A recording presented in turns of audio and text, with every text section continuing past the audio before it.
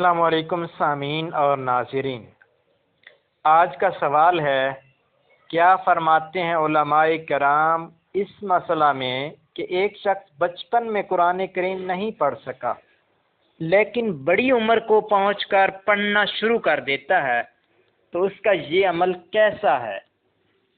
جواب ہے، رسول اللہ صلی اللہ علیہ وآلہ وسلم پر پہلی وحی قرآنی 40 سال کی عمر میں نازل ہوئی اور 23 سال کی مدت میں اس کی تکمیل ہوئی۔ لہٰذا اگر کسی کی عمر 40 سال یا اس سے زائد ہے تو اس عمر میں قرآن کریم کو پڑھنا سنت رسول صلی اللہ علیہ وآلہ وسلم ہے۔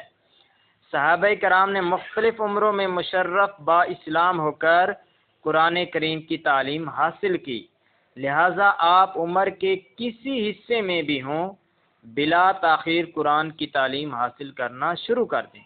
اللہ تعالیٰ آپ کو 2 گنا ثواب عطا فرمائے گا انشاءاللہ۔